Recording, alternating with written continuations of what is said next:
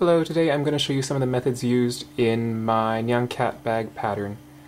The pattern is linked below in the description box. There's also a table of contents there so that you can skip to whatever section you need. With the feet, I suggest you mark the midpoints of the increases so you can very easily tell where the front and back of the foot is. At the last row, stop in the middle so that the last stitch is above one of the marked areas. Now, instead of using a gray tail to crochet, to sew onto the bag, we're going to switch to a tan yarn so that on the inside, well, I guess you can't see it, a bit dark, but if we crochet with gray yarn, you'll wind up with an oval on the inside. To prevent that, we're going to sew the foot on with a tan yarn, so I'm going to show you how to switch to a tan yarn very easily. With the loop on the hook, just pull so that you get a tail. Then thread some tan yarn into a yarn needle, and what we're going to do is go to the next stitch and enter from the back.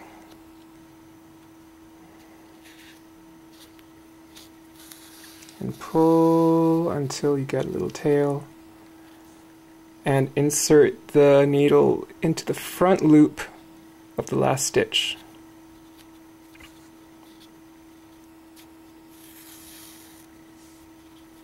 And pull tight.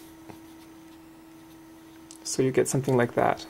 Goes in through the next stitch, and then from the top it goes through the front loop. Now tie a square knot with the two tails. Pull tight. Square knot. Then you can cut this and put it inside. I left my scissors on the table over there, so I'm not going to do that right now. But this makes a secure tan tail so that you can sew it onto the cat. So that you can sew it onto the Pop-Tart, rather. Since we did the foot in continuous rows, the newer stitches are going to be slightly taller than the older stitches. So this side is higher than this one by, I guess, average half a stitch.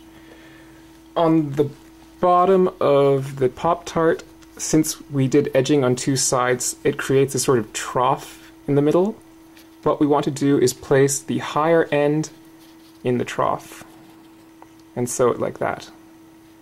If you do it this way, the leg will slant slightly inward.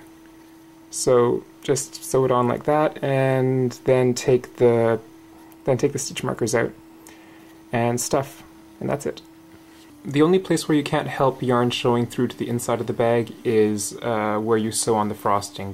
There'll be a rectangle of pink on the inside, which is right here.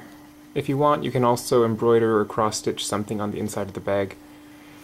It's just for fun, though. This is the head of Nyan Cat, and it's done in alternating join rows, meaning you slip stitch at the end of every row, but you also make a turning chain and turn.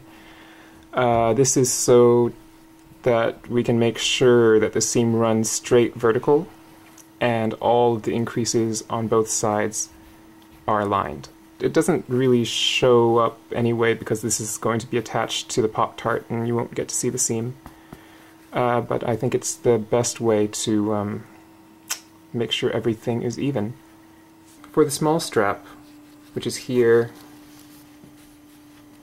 and here, that connects your rings to the bag, you can use either rectangular rings or D-rings. You could also use circle rings if you want, but well,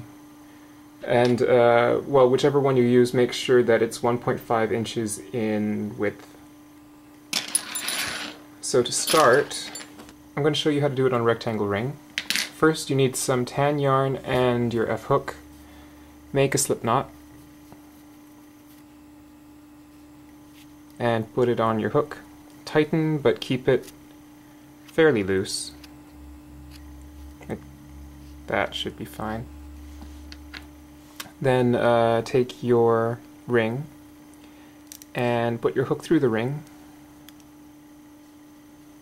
Oop. Draw, yarn over, draw a loop, so you have 2, and then single crochet. And you should have your first stitch on the ring, which is there. Then just draw another loop, go through, yarn over, pull, and single crochet. And just keep doing that for the first row until you have 9. Now you have your first row of 9 stitches, and the rest of it is worked like a normal, like any normal piece. So we're going to turn, crochet into the second stitch from the hook, single crochet, oops, single crochet 6 stitches,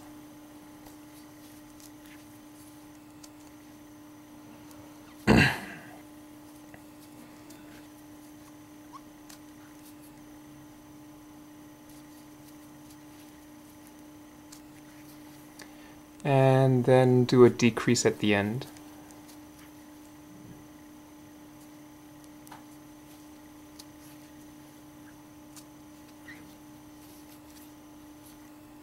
And just continue like this until you have the full strap. Just weave away this tail on the inside, and that's it. Okay. When you're done the strap and you're ready to attach it to the ring, you slide it through, and if you got a 1.5 inch rectangular ring, then this should fit just snugly. On the very first crest, there should be a column of 4 single crochets. The rest of them are done in either elongated single crochets or half double crochets. But just here, it should fit perfectly. And fold over,